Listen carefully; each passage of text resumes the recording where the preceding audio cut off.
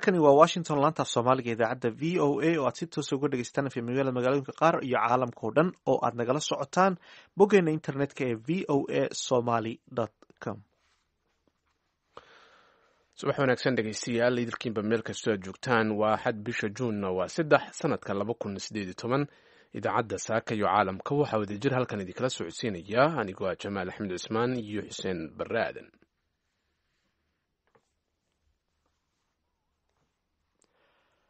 mar kale subax wanaagsan dhegeystayaal si toos nogala socotaan waa laanta Soomaaliga idaacadda VOA. goordhow waxaad maqli doontaan ra-iisul wasaaraha Soomaaliya Xasan Cali Khayre oo la kulmay dhalinyaradii Soomaaliyeed ee laga soo daayay xabsiyada magafayaasha dalka Liibiya.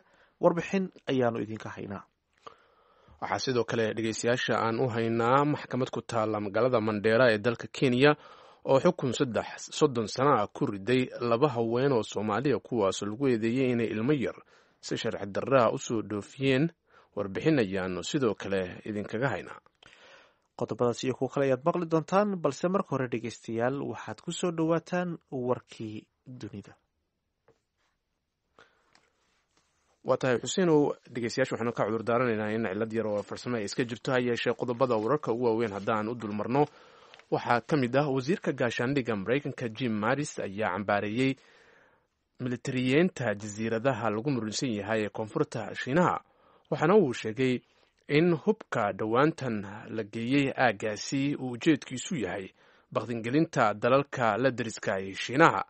hadalladaas ayaa imaanaya intii lagu guda jiray kulan sabtidii ka dhacay Singapore, kaas oo ahaa kulan sanadlaha ammaanka looga hadlayo. Mattis ayaa sheegay muhiimadda Mareykanku u leeyahay gobolka Basifiga oo xor ah isla mar ahaantaasina mid furan ah. wasiirka arrimaha dibadda ee Ruushka Sergey Lavrov ayaa maanta oo axada booqanaya dalka Rwanda. Lavrov ayaa la kulmi doona madaxweynaha Rwanda Paul Kagame iyo wasiirka arrimaha dibadda ee dalkaas. wasaaradda arrimaha dibadda ee Ruushka ayaa sheegtay in arrimaha ugu muhiimsan ee ay ka wada hadli doonaan ay tahay horumarinta dhaqaalaha iyo taageerada uu Ruushku u fidinayo Midowga Afrika. waxaana xusid mudan in madaxnimada wareegta ee Midowga Afrika uu xilligan hogaaminayo madaxweynaha Rwanda Paul Kagame.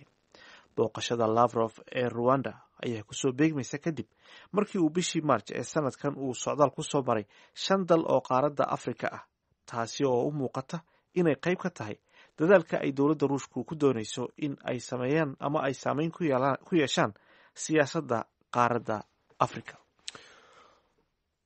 golaha wasiirada dalka Ethiopia ayaa ansixiyey sharci ogolaanaya in la qaado xaaladda degdega ee dalkaasi saarnayd tan iyo bishii February ee sanadkan. bandowgani ayaa ka dambeeyey kadib bilooyin oo dalkaasi ay ka dhaceen rabshado ruuxay gobollo badan oo Ethiopia kuwaas oo laga soo horjeeday dowladda. madaxa xafiiska ra-iisul wasaaraha Ethiopia Fitsuma Arega ayaa waxa uu sheegay shalay in golaha wasiirada ay dib u eegeen xaaladda amniga Ethiopia, kadibna ay isku raaceen in dib loo soo celiyo amnigii iyo kala dambeyntii. qaraarka ay ansixiyeen golaha wasiirada ayaa loo gudbin doonaa baarlamaanka dalkaasi Ethiopia si markaasi uu u qiimeeyo. lama oga wakhtiga rasmiga ahi ay qaadan doonto arrintaasi, isla mar ahaantaasina ay dhinacyadu ka doodi doonaan. tallaabadani oo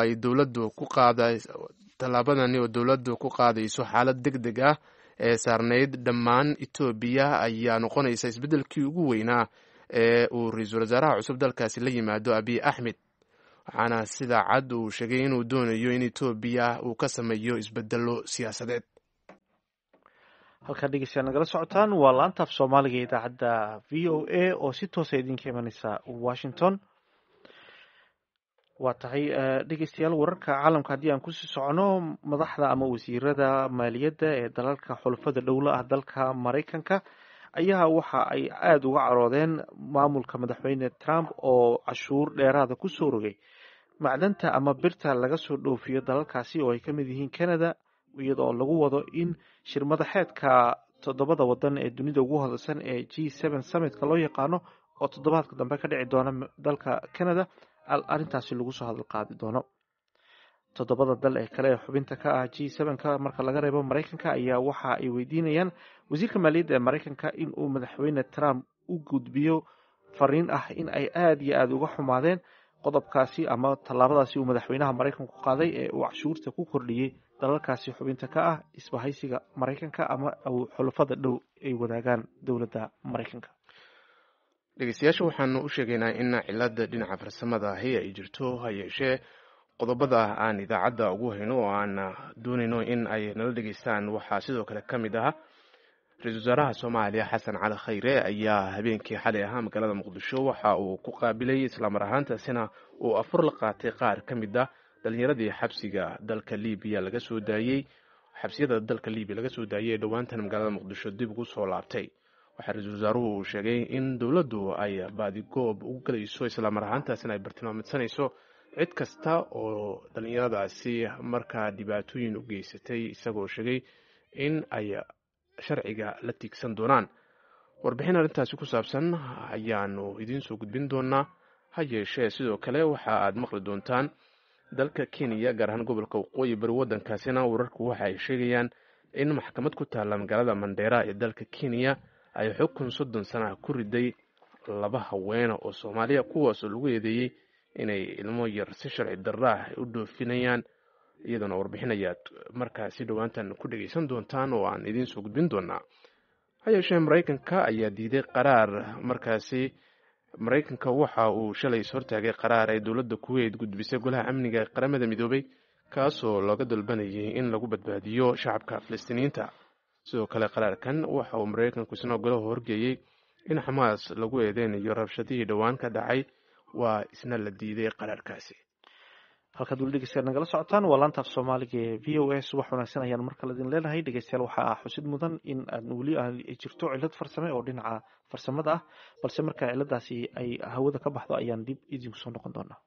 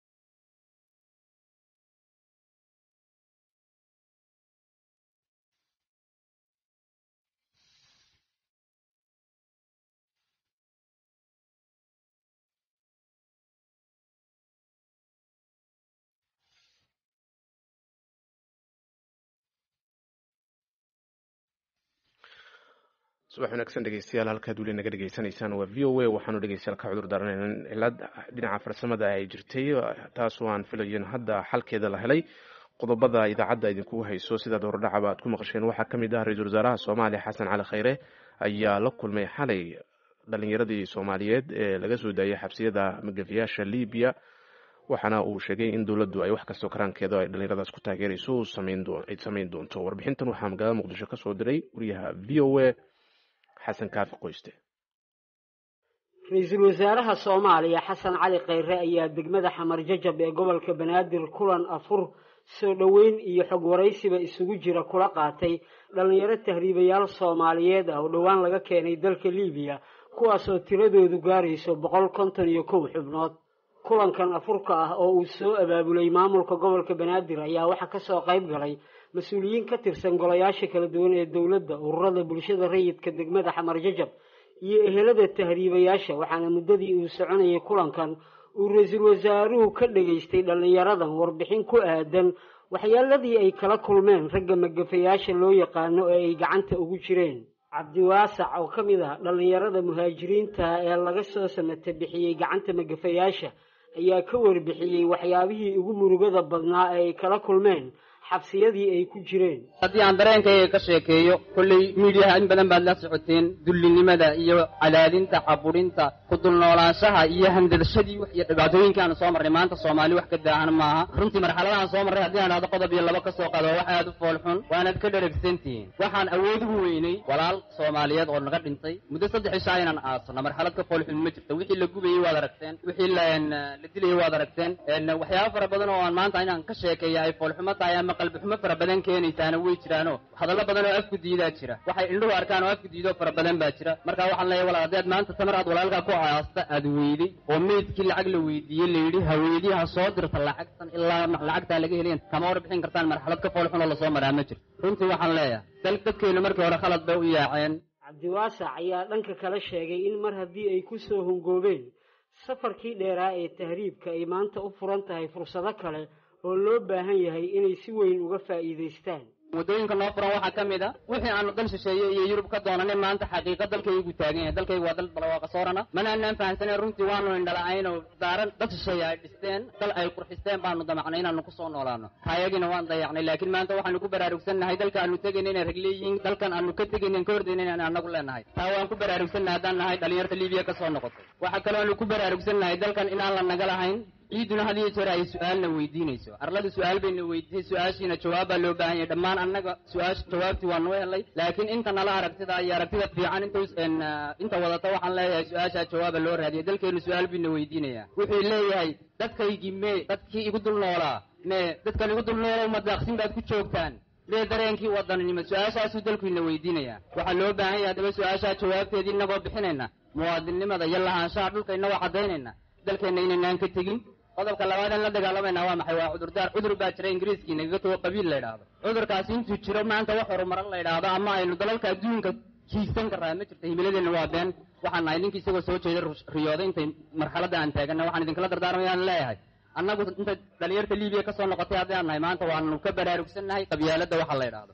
waxaan aaminsannahay Soomaalinimadu waxay tahay. gudoomiyaha gobolka Banaadir ahna duqa magaalada Muqdisho Cabdiraxmaan Cumar Cismaan Yariisow ayaa sheegay inay tahay wax aad looga xumaado xaaladihii adkaa ay soo mareen dhalintan. waxaana uu xusay inay taasi cashar u noqonayso dhalinta kale ee tahriibka ku haminaysa. dhalinyarada waxaan leenahay waddankiina hooyaa timaadeen. waxaa la rabaa inaydan ka shallaynin experience-ga soo barateen inaad uga faa'iidaysaan dhalinyarada walaalihiina. walaalkeena Cabdiwaasic hadda wuxuu nooga sheekeeyey hadallo qiimo leh. walow uu yidhi inta badan ma dhammaystiri karo, haddana inta uu nagu yidhaha nagu filan mudan. ra-iisul wasaare dhallinyaradaana waxaan rabnaa inay hormuud u noqdaan, u horseedaan dhalinyarada kale. sidee tahriibka looga istaagi karaa? sidee dadkan magafayaasha ee dadka gadanaya beecna ka dhiganaya ee baddana ku ridaya dhallinyaradeenna halkaas ku dhammaanaysa sidee dadkaas gacan bir ugu qabanaa? iyadana waa midana laga rabo inaan ka wada shaqeyno. ra-iisul wasaaraha Soomaaliya Xasan Cali Khayre ayaa sheegay in muddooyinkii ugu dambeeyay ay khatarta tahriibka naftooda ku waayeen dhalinyaro badan oo Soomaaliyeed.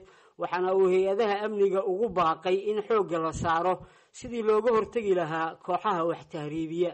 waxaan leeyahay hay-adaha amniga qaranka ee dalka Soomaaliyeed ka shaqeeya meel walba oo Soomaaliya ka mid ah, haddii aad u jeedo caawa dhalinyarada Soomaaliyeed halkan isugu timid waxaa dhibaateeyey dad ajnabi ah, laakiin la shaqaysta dad Soomaaliyeed oo jooga meelo badan oo Soomaaliya ka mid ah. waxaa la rabaa hay-adaha amnigu inay ka shaqeeyaan sidii loo soo qaban lahaa kuwa carruurteenna dhibaateeyey, kuwa carruurteenna ka dhigay saylad.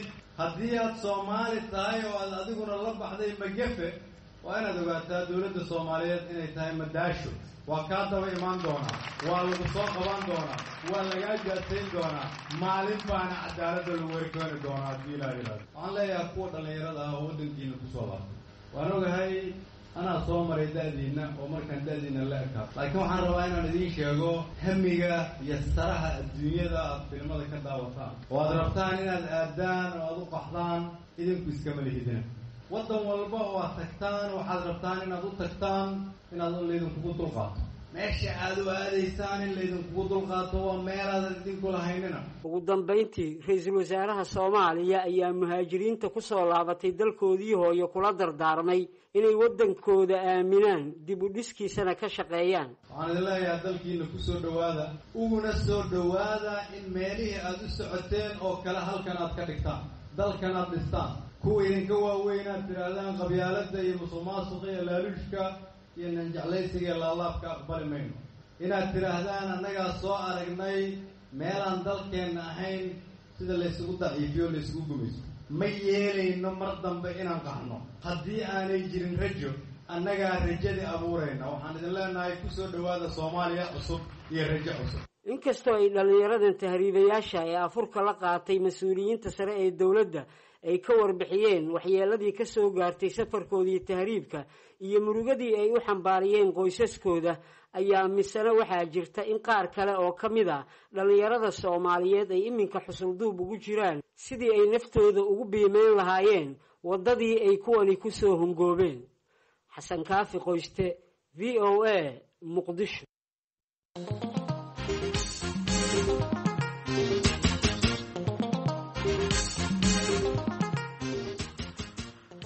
halkaad nagala socotaan waa laanta Soomaaliga ee VOA.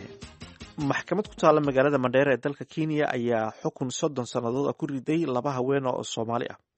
haddaba faafahinta warkaasi waxaa inoo haya wariyaha VOA da waqooyi bari Kenya Maxamed Faarax Shire.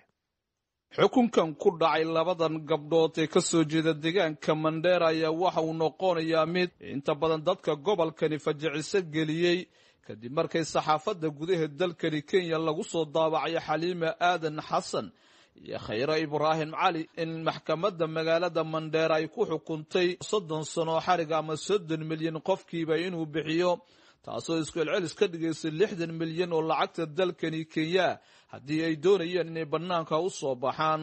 xaakimka maxkamadaasi xukunkaasi geysatay Bitareeri ayaa sheegay in labadan hooye maxkamadda horteeda ka aqbaleen 10 sano gabar jirto inay dalka Soomaaliya ka keeneen bishii May 25 ilaa 29 inta u dhaxaysay taasoo ay doonayeen magaalada Nairobi ay u dhoofiyaan taasoo uu ku sheegay baaritaanka ciidamada booliisku ay qaadeen inay tusinaysay in labadaasi hooye midna aysan dhalin gabadhaasi yartay dalka Soomaaliya laga keenay balse ay ahaayeen kuwa ka ganacsanayay dhoofinta gabadhaasi. Faaduma Xasan Aadan waa gabar la dhalatay Xaliima Xasan Aadan oo iminka xabsiga ku jirta. VOA oo la xiriirtay waxay uga waramaysaa dareenkeeda ku aadan xukunkaasi loo geystay walaasheed waxayna qabtaa in xukunkaasi uu yahay mid cadaalad darri ah. walaalo waxa loo xiray warqad oo micnaha qalad dhacay warqad lagu qabsaday oo cunug yar oo saaciidey la dhahay ku diraysa amba intaas dhib ugu imaaday cunug dhoofinaysa ma ahayn cunug ay qaraabada oo igu saaciidey la dhahay waa wiilgeel cunug ma dhoofinin qof masaakiin oo 9 cunug agoon korsanayso oo maxay ahayd wadanteeda u dhoofitaan waxaas ka weyn oo maxay ahayd iska mashquulsan ilmaha seer saq uga helayay u raadinay ahayd qof cimri xiriga qof waxaas lagu xukumin laakiin iyada qof masaakiin waxaas lagu xukumay waa ka xun walaalo Faaduma ayaa waxay sheegtay inaysan aqoon walaasheed uusan u lahayn habka maxkamadaha loo raacayo go'aanka ay maxkamaddu sheegtay inay aqbashay waxayna sheegtay in kaliya ay maqlaysay afqalada lagu hadlaysan garanayna afka Ingiriiska iyo Sawaaxiliga midkoodna. waan booqday shalay u booqday waan tagay qof ilmo 9 cunug agoon banaanka joogta dibkeed waa ogtay waxay tahay cunug yariiska shalay markuu waan geynay ha haysata ama soo celinina la inta uu keenina ama maxay toos ah way haysata ama soo celi cunugan waa cunug meelaha galgalay oo dab ku dhacay waxay dhahdeen ma hayn kara waan ooynay waa xanuunsanay meelan u jeeda email kale ma bagaranayo abiil iyo lawyer lacag ay rabaan walaashin qoys masaakiin ay ka soo jeedaa waa ilmaha oona way haysan 9 dood dadweynaha muslimiinta meel kasta joogaan dawladda in waxaan saacideynayna oo kiiskaas loo soo fududeeyo meel kasta la joogo muslimka dawladda waa codsanayna mudanaha baarlamaanka bariga Mandera mudane Cumar Macalim VOA-da kala hadlay dareenkiisa ku aadan xukunkaasi ku dhacay labadaasi gabdhood ayaa sheegay xukunkaasi inuu yahay mid xumeyn ku ah hablahaasi Soomaaliyeed ee iminka gudaha ku jiro culays fara badan oo ka haysta caruur ogooma ay labadooduba haysteen oo iminka banaanka joogo boliskitagan la hadleen waxay sheegeen inay gaarka soo wadaan marka kulli waxaan ku dadaalayna insha Allah ta'ala anaga iyo wixii Soomaaliya oo danayna wanaaga masaakiinta wax loo qabtaba waxaan insha Allah ta'ala samayn doonaa inaan lawyer u qabano code of yani appeal high court kan appeal ka geeyna yani xukunka la xukumay appeal ka geeyna kulli waana ku guuleysanayna maxaa yeelay qofaan ogeyn oo xuquuqdeeda aan ogeyn inay hay'adun baa hadda oo hadda say sheegayaan kulli Soomaali kale iyo dad kale oo u sheegeen inay dhaheen yani dambiga lagu soo qabtay isku ogolaaw labadaas gabdhood mid waxa leeyahay xamilo waayo oo isaan maaragtay uure waayo ilo midaan iidan ilmo 9 oo ma haysta marka kulay dadaal ma sameyn doona insha Allah ta'ala xukunka maxkamadani Khayra iyo Xaliima ay ku rogtay iyo waxay raacaysaa xeerarka isdhaafsiga caruurta iyo ka ganacsiga caruurta oo aad loo adkeeyay iyadoo dalkani Kenya inta badan lagu sheegay marinka ugu badan ee dadka la isdhaafsanayo ay maraan Nuur Cabdow oo afalanqeeya dhanka amniga una dhaqdhaqaaqa arrimaha insaanka ayaa aaminsan in go'aankaasi si degdeg lagu galay hooyooyinkaasi xukunka ku dhacayna ay ahaayeen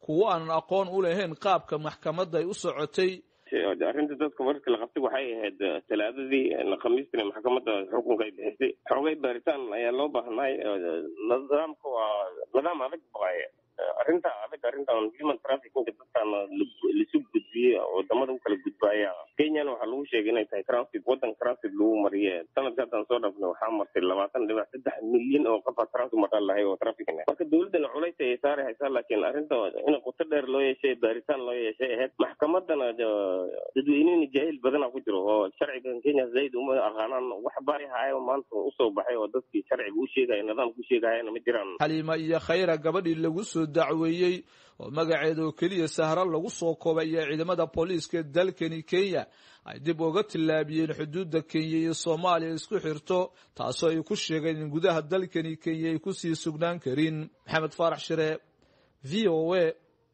Garissa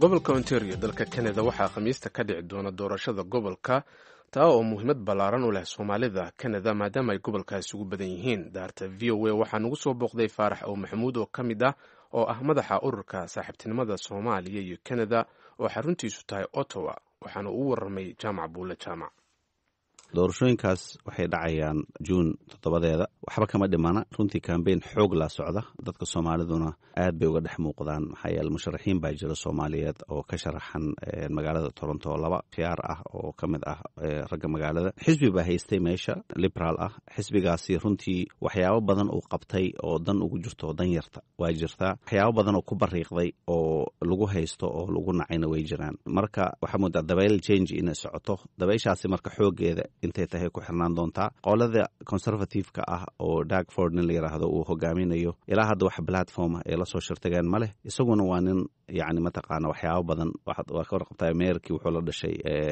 magaalada Toronto oo xoogaa waxyaabo badan liability ah oo isaga caqabada ku noqon kara buu wataa marka qolada NDP-da la yiraahdo oo xisbi mataqaan socialist oo kala baad moodaa hadda inay codka ku sareeyaan sida la saadaalinayo kulli wixii soo baxaba waxa loo badanayaa dawlad minority inay soo baxdo Doug Ford waxa tiri waxa uu la dhashay duqii magaalada hore Rob Ford oo geeriyooday dib badanna ay dadku ku qabeen waxyaabo badan oo lagu eedeynay jireen carabka waxaad ku dhufatay xisbiga liberaalka oo 15 sano soo talinayay waqti badan hayay maamulka gobolkaasi wax badanna way qabteen wax badanna way ku bariiqdeen inoo kala qaad waxyaabaha ay ku bariiqdeen baan ku hormaraya waxyaabaha ku bariiqdeen waxa kamid ah maamul xumo badan oo baahsan dhinaca corruption na ha u darnaato arintii dhinaca korontada iyo arin kale oo dadku ka soo horjeedaan waliba waalidiintu ka soo horjeedaan oo ah in iskuulaadka caruurta lagu barayo waxyaabahan sinjiga ku taxalluqa naagta hadda meesha haysatana waa dadkan arrimahaas iyaga ah ka tirsan